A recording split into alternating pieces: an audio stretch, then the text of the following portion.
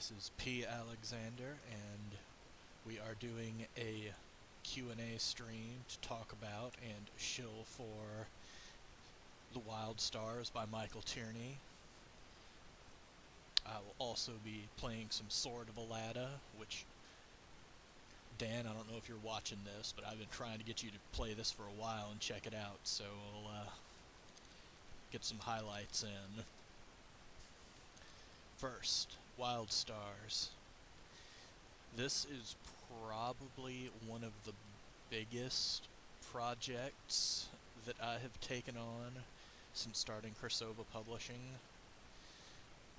Over about the last 4 months, this 35th anniversary edition has gone from inception to almost completion. We should be getting the first proofs in of everything next week. The soft covers, hopefully the hardcover will be in soon. But those of you who were around last year and followed us when we put out Time Warmageddon, that was the third Wild Stars book in the series. We've expanded on that, so if you already got last year's Time Warmageddon, you'll still have a reason to pick up the 35th anniversary edition.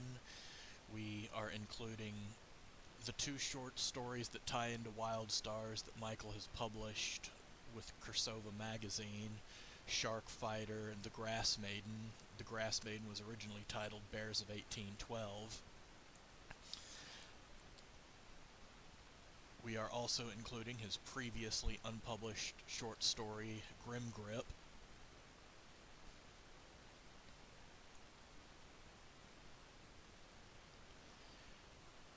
And it's looking like my stream connection is kind of crap. Sorry if there's a little bit of a delay on anything video-wise, but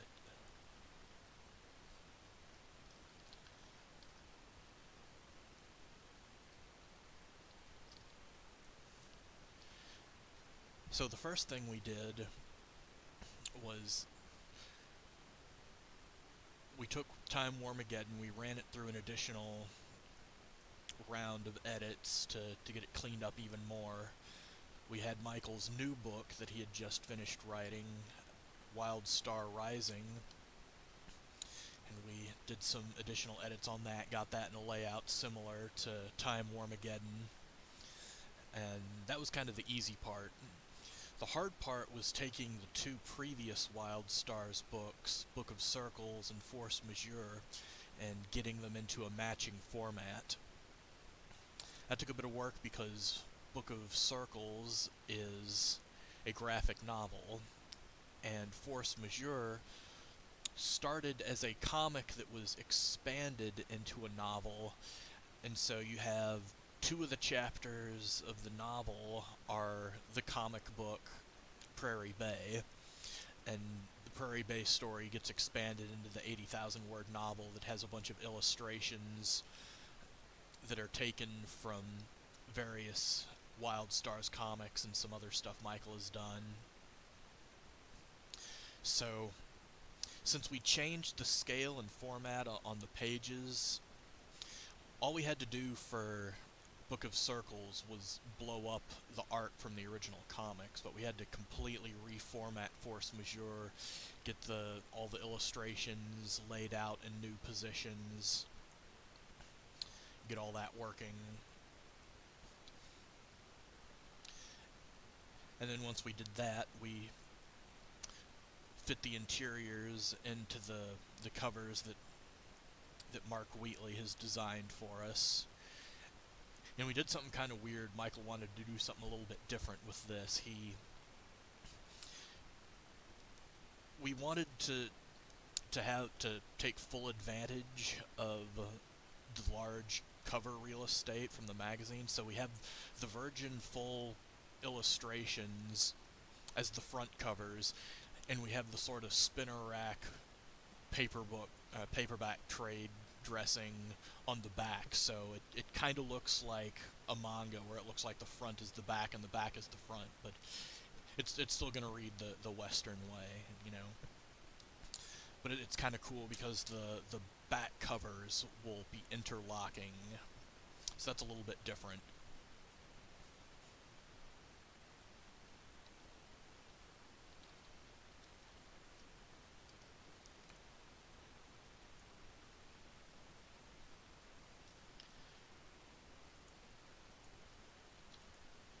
And also, since Michael has a deal with Troll Lord Games, which is a subsidiary of Chenal and Gray, which published his 4-volume Edgar Rice Burroughs 100-Year Art Chronology last year, to put out a WildStar supplement for their new Amazing Adventures 5e system, which is, from what I understand, taking the D&D 5e engine and adapting it to more modern, pulpy type stuff.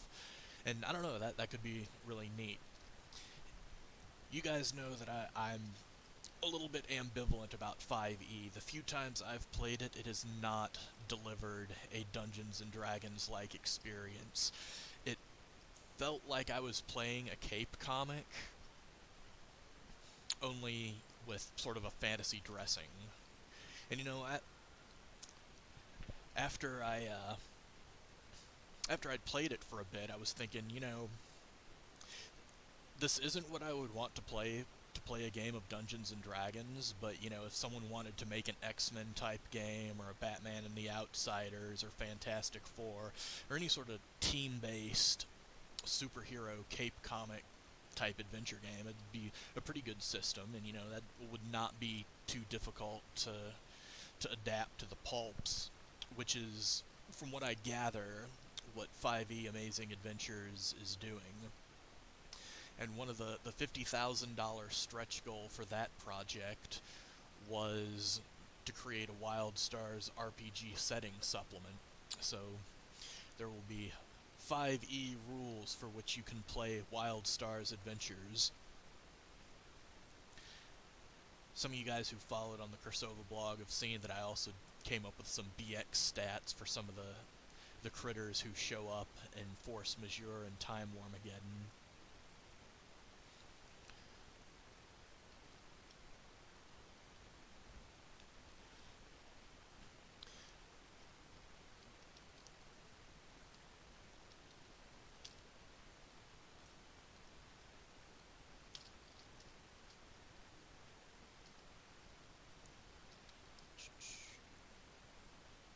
Playing the game here a little bit on the side. And of course it looks like the screen is going to lag because of the slow upload speed, so you're not going to see what I'm seeing. Movement penalties, attrition, because it is the middle of winter.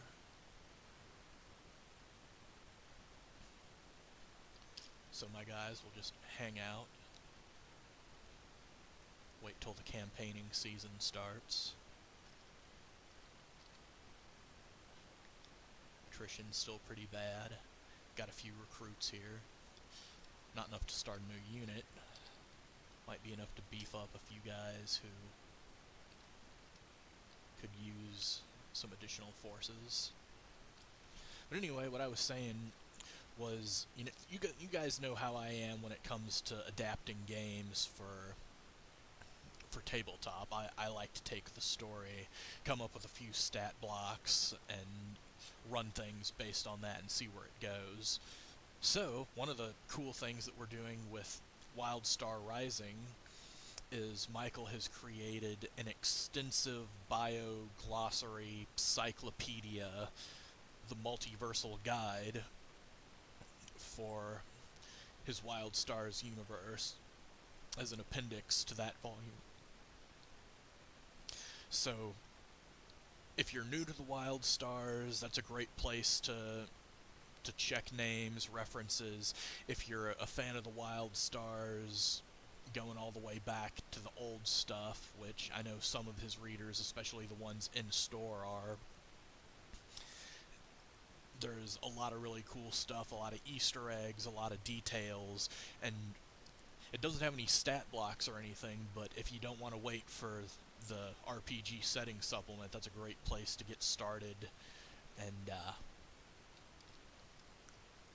get you on the road towards making a Wild Stars tabletop game.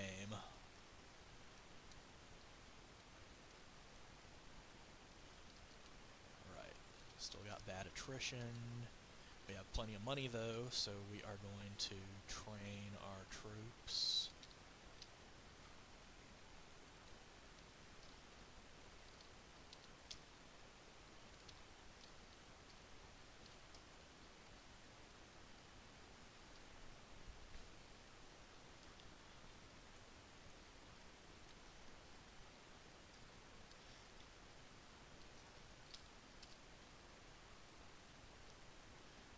News has come from Tetrada that Lucinian III has died. His son Lucinian IV is heir to the throne and will succeed him.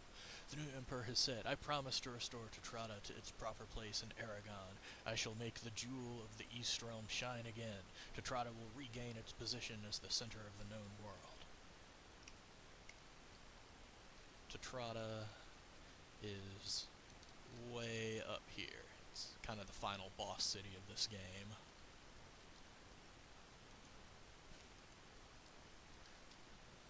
I didn't quite start from the beginning for this stream because it is very, very difficult, especially those first few fights. So far all I've done is I've taken out the Minotaur's nest up here, taken out the Goblin camp here, and helped one of the Knights of Marinia overthrow the rabble and regain control of the city. There's going to be some scripted stuff going on up here soon. Peritan will launch its navy to attack Bracada. Once that happens, you can send troops to go help the Lord of Bracada liberate his city, and then you can keep it as a vassal. And this vassals are probably better than conquered cities because you don't have to defend vassal, you don't have to leave as many troops around, you've only got a maximum number of heroes and leaders.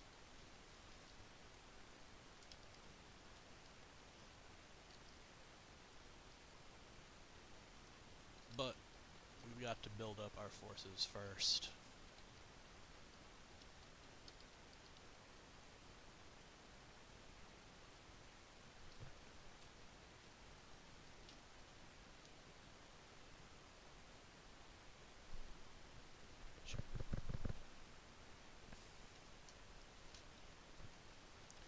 So yeah, that's the big news with Wild Stars. We're trying to do the Kickstarter to get a few more orders in. Not gonna lie, doing the Indiegogo was probably a mistake for many reasons, probably too many reasons to go into. But everybody who backed the Indiegogo will be getting their stuff, everybody will be getting their freebies. People who back the Kickstarter will hopefully be getting their stuff if we can meet the Kickstarter goal of $2,000. We should be able to meet that, selling about a dozen or so more sets.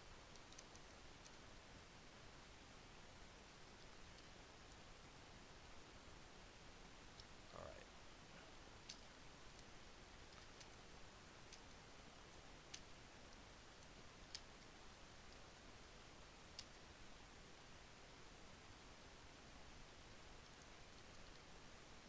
The other big news, of course, is we've got the new Kursova magazine coming out on September 16th. It's available for pre-order now. We just got a review in from Tangent Online from Victoria Silverwolf, who's reviewed our last few issues. She seems to like this one a bit better than some of ours in the past.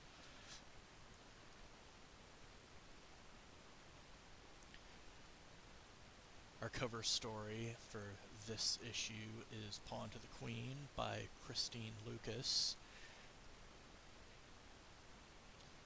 You might remember her from her story back in issue 4. This is the first time we've had her back in a while. Real happy to have another story from her. Her stuff's real cool. I really dig it. If you like ancient Egyptian stuff, this one's set in ancient Egypt. You have a high priest of Anubis who is trying to set things right when he finds out that his mentor and some of their friends stole canopic jars from the tomb of an Egyptian queen.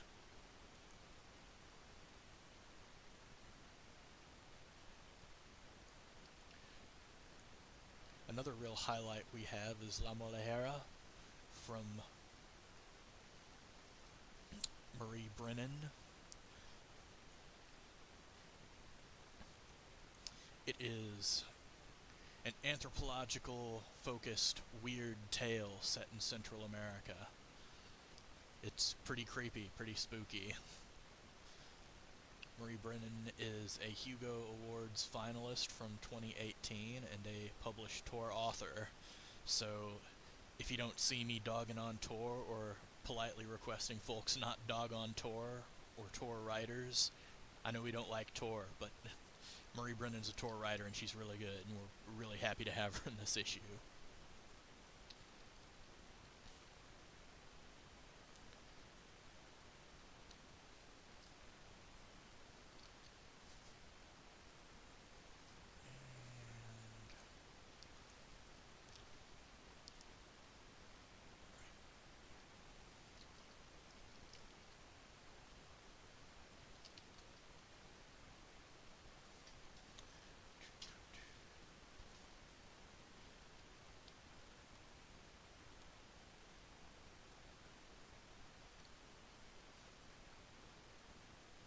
Yes, accept the alliance with the elves. Always accept the alliance with the elves. Paratan's kind of hard to take without them.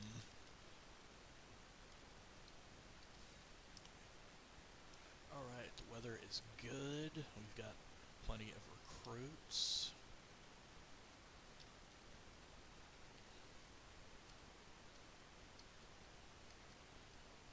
There we go. One thing you kind of got to do in this early on is patrol the area around your little city-state to improve your troops, earn some extra gold. Let's see. There are the orcs and goblins.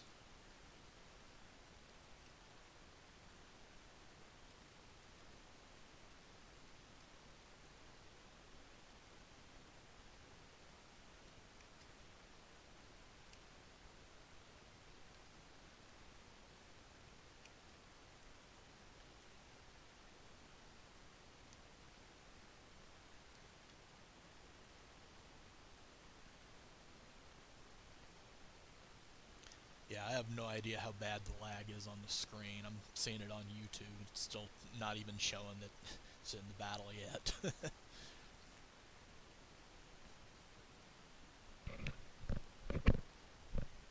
We'll figure out this OBS thing eventually, I promise.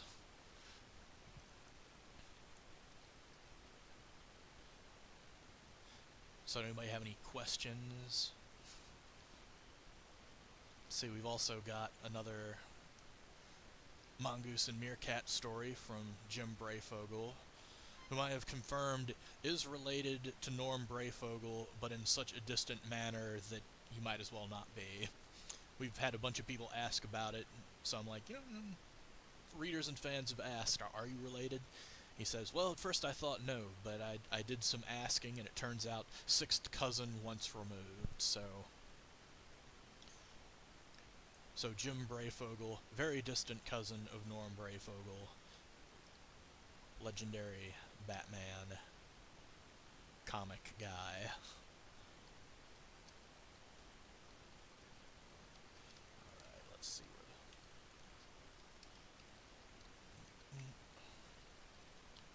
move my troops slowly forward.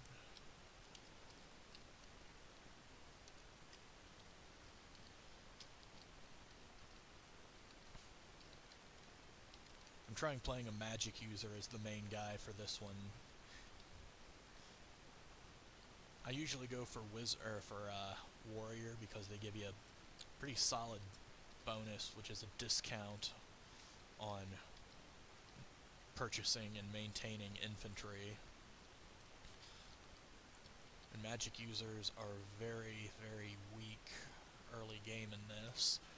Late game, though, they are able to do awesome things like call down fireballs, earthquakes, gate in demons, and are just ungodly powerful, but right now they take a hit, they die. In fact, when I got to the point for this stream that I started, I had to restart with the magic user character about 3 or 4 times, because even though I didn't get killed in the battle, after I'd finished various battles, it'd be like, you've died of your wounds. You know, it's like, these guys are pretty fragile. They're fragile the way that D&D mages are.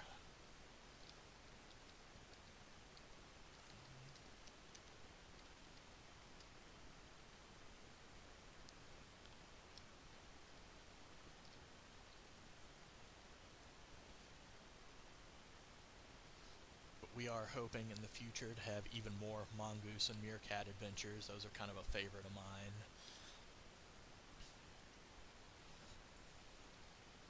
And we are also talking with Jim Brayfogle about putting out a first volume collection of those stories.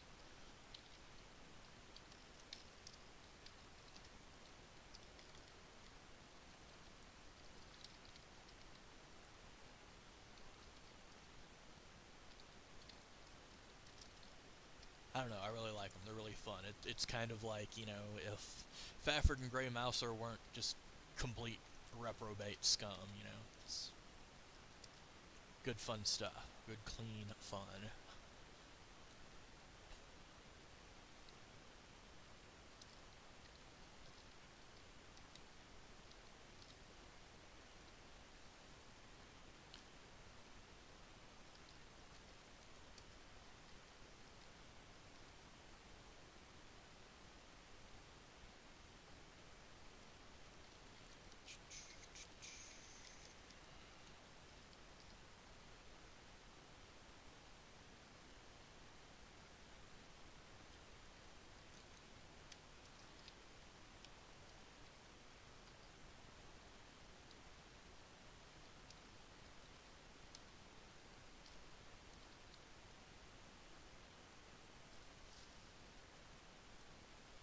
Hey, we got Michael Tierney in the chat. Hey, Michael, what's up?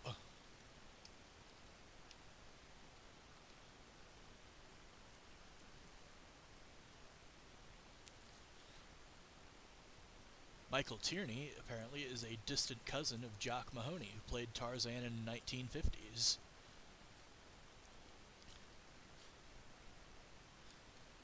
And yes, any of our readers will likely know and have heard, because we like to crow about it, Michael Tierney finished a previously lost Tarzan fragment in Young Tarzan and the Mysterious She by Edgar Rice Burroughs and Michael Tierney.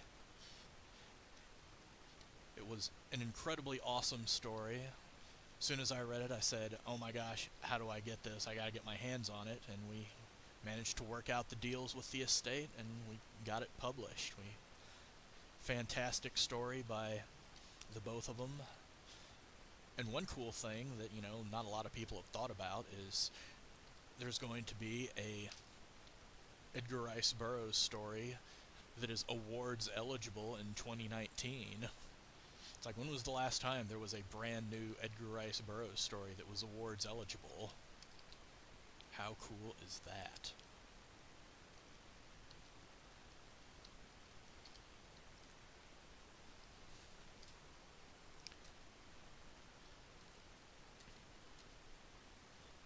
So, I mean, between that and the Lee Brackett stuff that we've had going on, you know, we've got some pretty big names from the classic pulp era.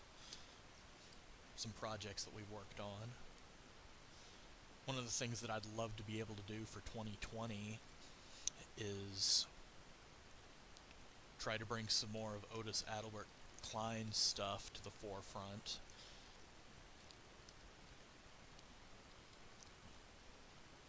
Yeah, the enemy is defeated. We'll take the win. 4 killed.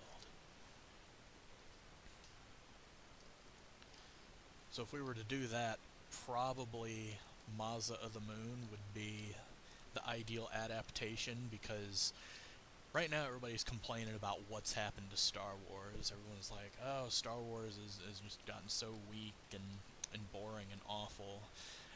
At the same time, when you had just a couple years ago the people at Disney were kind of crowing about how great it was that finally women fighting with lightsabers, when, back in 1929, Otis Adelbert Klein had women fighting with lightsabers, leading armies of men with lightsabers, fighting huge battles on the moon against other people with lightsabers.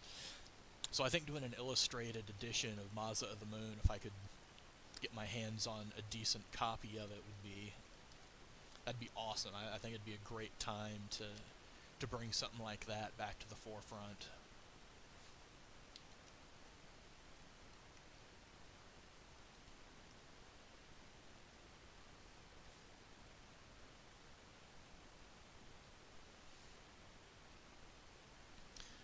Don't want to talk too specific about artists right now, because, we haven't made anything official, but there are some artists out there that you guys will probably know and have heard of, and ones that we have worked with before on various things that we would love to hit up and see what we could do about doing a really solid illustrated edition of Maza of the Moon.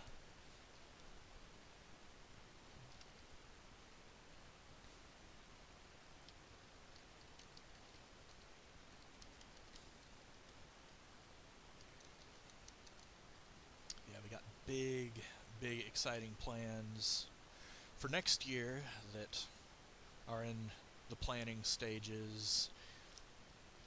Except one thing that we will need is money. So, if you guys have not pre-ordered the new Cursova yet, we would strongly suggest doing so. If you guys have not backed for the new WildStars, the WildStars Kickstarter is something that would really help Cursova Publishing out right now, because any sales we make of the magazine or any of the books we have put out now, we're not going to see any of that money for 90 days from the closing of that period. We are just now finally starting to get some of the money in from our spring issue and the first couple Stark books. And I'll admit, getting that huge check from Ingram Spark made the year look a little bit less bleak. But if you guys really want to make sure that we got some money for our acquisitions period in October, the money that we get from this Kickstarter, once we get everything paid for, once we have all the books closed on paying Anton, for paying Javier, for paying Michael, for paying everybody, especially paying Michael, because he's put a bunch of stuff from his own pocket into this, getting the new Mark Wheatley art, and getting additional edits in from Javier, our copy editor for Cursova. So we want to make sure that he's able to get some of his investment recouped here.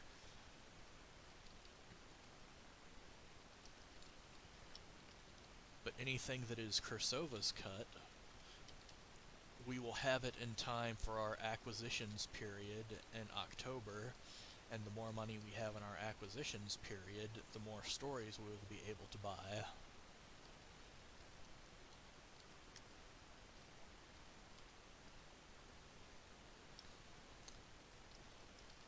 And of course, not to be one of those, oh, if you're an author, you should, and you want to be published in Cursova, you should buy the magazine and support the magazine. We never have said you have to be a supporter of the magazine to buy our stories, but there's sort of a twofold reason why you would, is if you buy and read our magazine, you'll have a better idea of what it is we're looking for. And the more people who buy our magazine, the better off financially we are, and the better off financially we are, the more stories we're able to acquire. Because one thing that happened in 2018 for our acquisitions period is we got so many good stories. I know that there's the whole slush pile. Sometimes you get just like garbage in the slush pile. I hear about it all the time from the other magazine guys out there, like Broadswords and Blasters and Story Hack. Yeah, there's always going to be bad stuff in the slush pile, but we've been lucky and unlucky in a way that our slush pile is usually fantastic. I would say that we had to turn away at least 2 issues worth of stories that were otherwise Cursova publishable. We had to turn away a few of our favorites just because we did not have money or room. And there's nothing worse than having to turn away really, really good stories that you really like and would like to publish, but sometimes you just have to, because there is a finite amount of space, finite amount of money.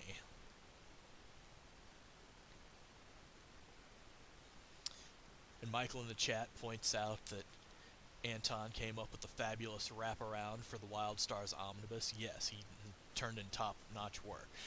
Anton Oxenuk has been a godsend for Cursova. I mean, most of you guys know that we had a good run our first year with Jabari Weathers. Jabari Weathers moved on to do other things, and we've had a couple of really good guys fill in for us in the meantime, but Anton has become our regular go-to guy, and he has just turned in some fantastic work for us. Every cover that we have had from Anton, starting from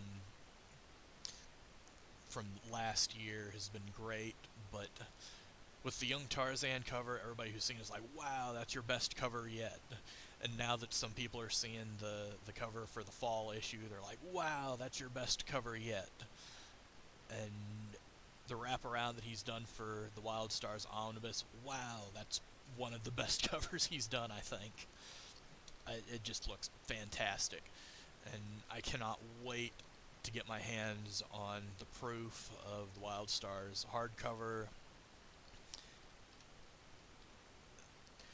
This thing is 2 inches thick, weighs 5 pounds, it has that gorgeous cover that you can see if you go to our Kickstarter page.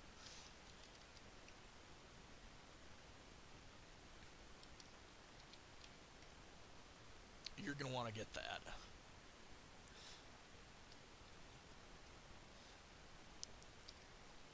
It is a little pricey, I admit, yes, but, it's going to be quality.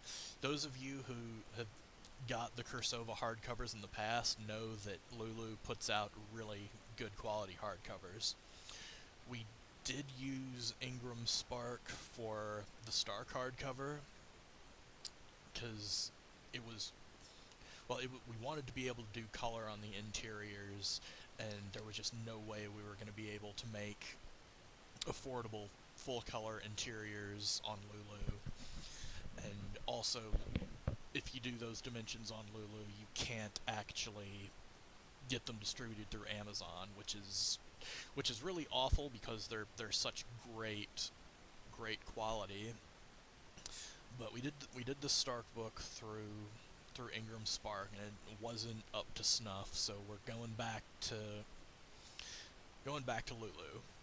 I mean, that's not to say that it was bad. I mean, it's still a really nice book, but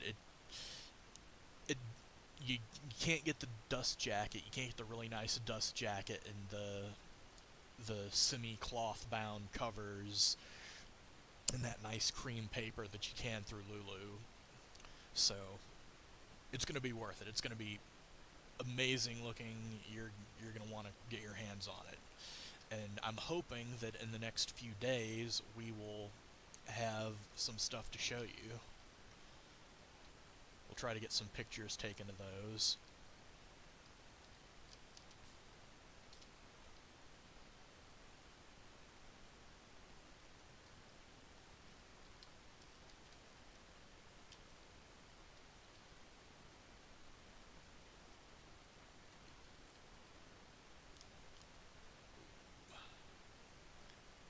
And some of my magic users took a few hits.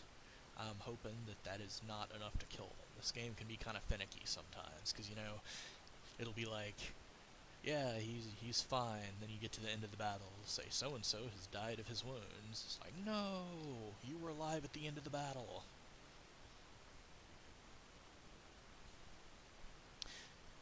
The other thing that we have for the Wild Stars crowdfund, we've got Frank Brunner stickers from Frank Brunner's art for the original Wild Stars comic run from 2001 through 2002.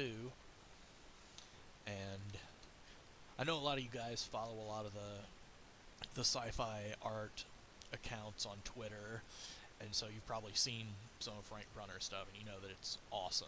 So it's really cool that we're going to be able to be giving some of that stuff away to everybody. And we will also have Mark Wheatley art prints. There were 4 illustrations that Mark Wheatley did for Time Warmageddon, and a couple of them got used for covers. The Red Grief and the Red Queen was used on the back of the Tim Lim cover, and we also had the Spider Sailing variant cover wrap around, and the Space Squid on the hardcover. Well, we also had the Battle of Time Travelers, which had not been printed in color anywhere, so this will be the first time you'll be seeing that in color prints. We also did a print for the Grief and the Red Queen. Those look really cool, and so we'll be giving those away to backers. Anybody who backs for physical copy, you don't have to buy the whole shebang. You don't have to get a set. You don't have to get the deluxe package. If you just buy a copy of Wild Stars 4 Wild Star Rising, we'll send you everything. We will send you the Frank Brunner stickers. We will send you the Mark Wheatley art prints. And while supplies last, we will also send out the promotional posters from Wild Stars Prairie Bay Force Majeure. I feel like I'm hosting a QVC channel here. Call today.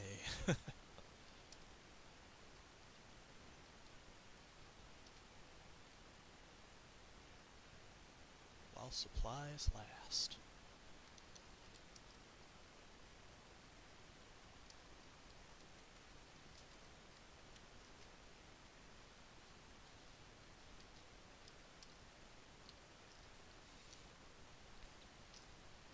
So our plan is we're going to have a short submission period open this October for about 2 weeks.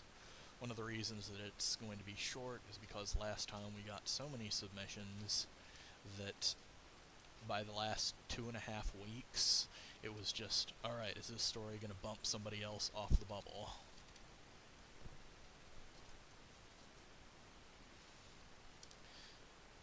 So what we are hoping is that with the shorter window, we'll still get plenty of good quality stories. We just will not have to turn away as many good stories this time.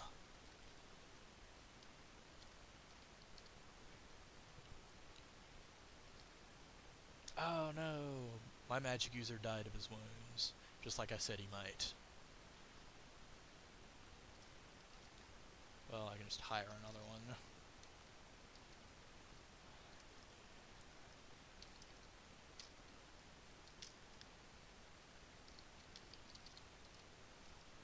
Give him the same name and everything, so it will seem like nothing happened. But we have to buy him a horse.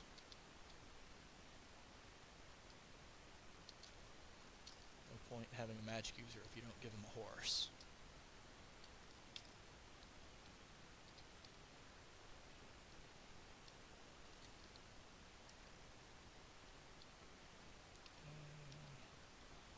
Let's see. Got 8 guys in our pool to replace the guys who died.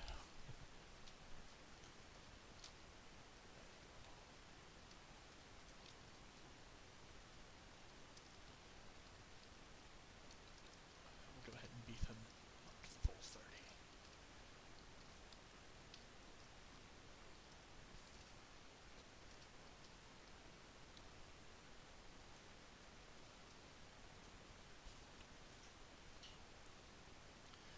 We're hoping to be able to buy enough for 2 issues next year. And if we have a decent chunk of money, we might even do another special like we did for the summer special, where we had the longer works. Because normally you can only have one longer story per issue, and then you kind of have to build the issue around it. But what we were able to do with the summer special was do something a little bit thicker, a little bit longer, so we could just say, alright, we'll put all the longer stuff here, except for maybe one or two exceptions, in one place. You know, it would be cool to be able to do fall, or winter and summer specials for something like that, but it's not in the cards right now.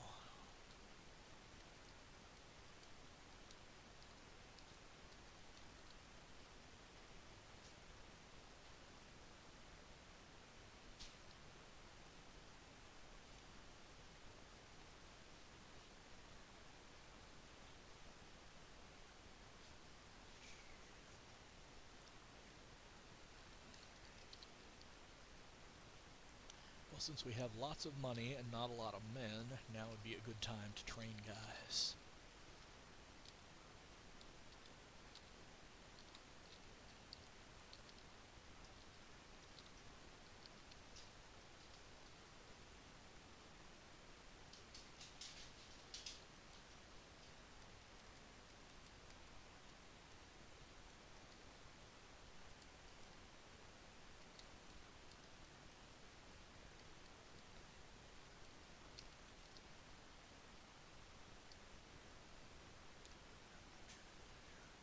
The Kalika Nomads.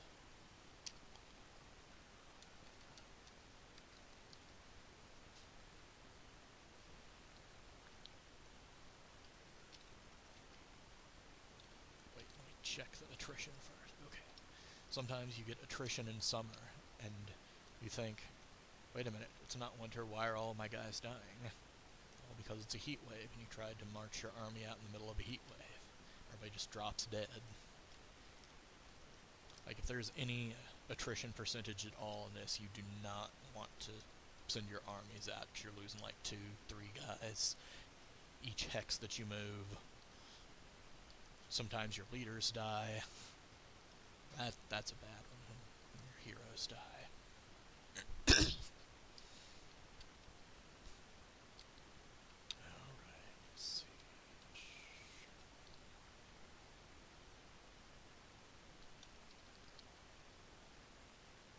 Perfect weather increases croc yield.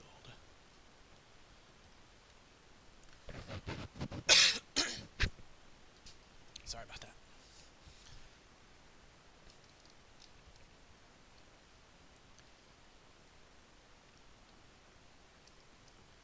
Yeah, I'm incredibly excited about the Wild Stars project. This is huge, huge for us.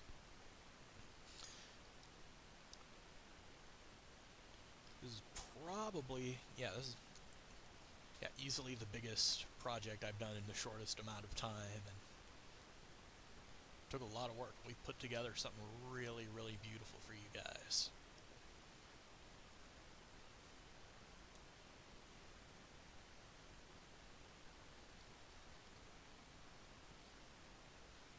Any other questions from the chat? This was going to be an Ask Me Anything type thing, but, haven't got any questions. We don't have many viewers. We'll have to answer questions next time, maybe. Someone leaves comments.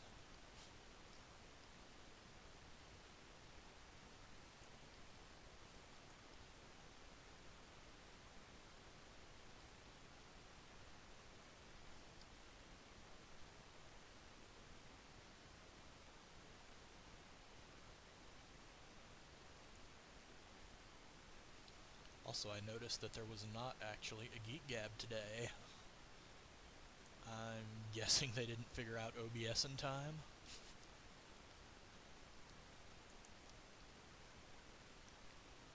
Google Hangouts. Anytime Google has something that's actually good, they kill it.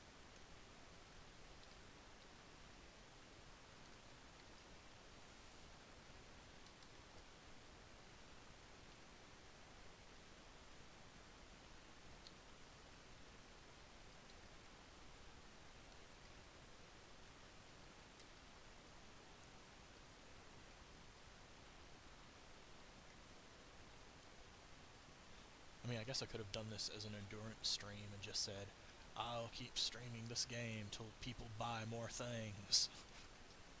That was not really the plan. And I may have some other stuff going on today.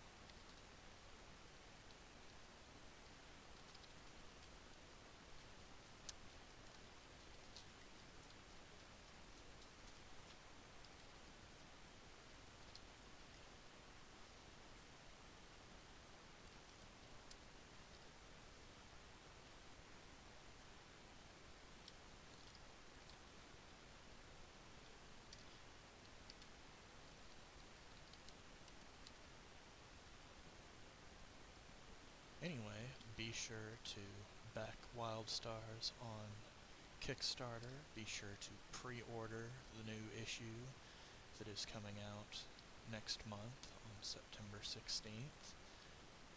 And I guess I will catch you guys later. Thank you for tuning in.